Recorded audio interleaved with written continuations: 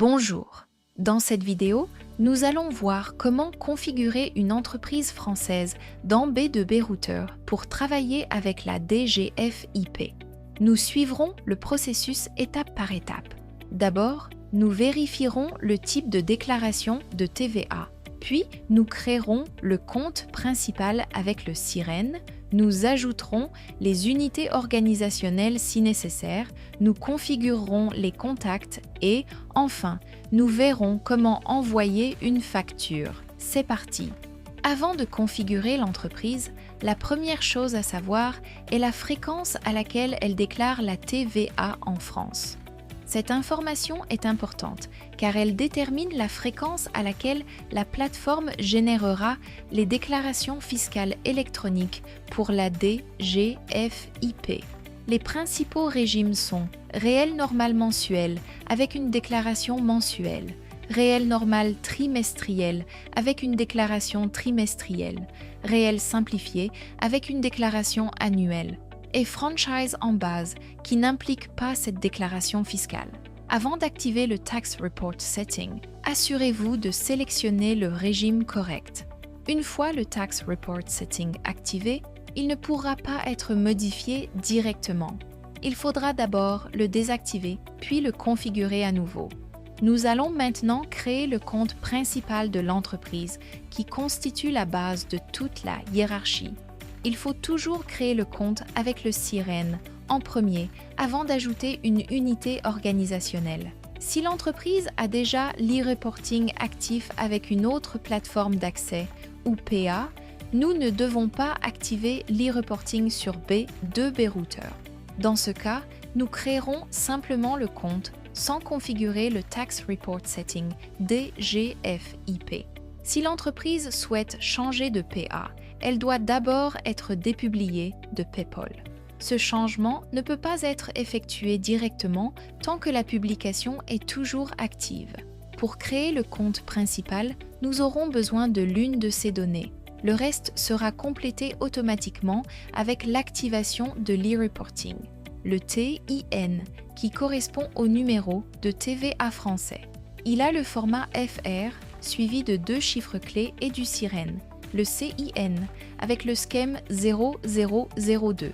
SIREN est la valeur des 9 chiffres du SIREN et le PIN avec le schème 0225. PayPal FR est également la valeur du SIREN.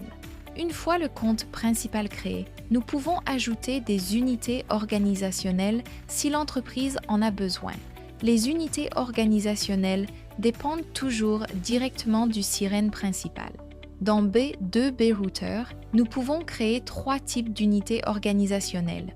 Le premier type est le SIRET, qui identifie un établissement physique spécifique de l'entreprise. Dans ce cas, le CIN doit utiliser le schème 0009. SIRET et la valeur doit être le SIRET complet, composé de 14 chiffres, le SIREN plus le NIC. Le deuxième type est le code routage. Cet identifiant sert à indiquer un service ou un département au sein d'un établissement, par exemple la comptabilité ou l'administration. Dans ce cas, nous indiquons d'abord le SIRET de l'établissement avec le schème 0009-SIRET. Ensuite, nous ajoutons un CIN additionnel avec le schème 0224-code routage et la valeur du code du service, par exemple COMPTA01. Le troisième type est le suffixe. Le suffixe est un identifiant interne personnalisé sans SIRET associé. Dans ce cas, le CIN utilise le schème 8040. Suffixe et la valeur peut être un texte libre, par exemple Logex 01. Un point important, si une unité organisationnelle n'a pas son propre e-reporting activé, ces factures seront déclarées sous l'e-reporting du SIREN principal. En revanche, si nous activons l'e-reporting sur une unité organisationnelle spécifique, les factures de cette unité seront gérées depuis là de façon indépendante. Maintenant que le compte émetteur est configuré, nous pouvons créer les contacts destinataires. La hiérarchie des contacts fonctionne exactement de la même manière que la hiérarchie des comptes. Le contact principal doit être le sirène de l'entreprise destinataire.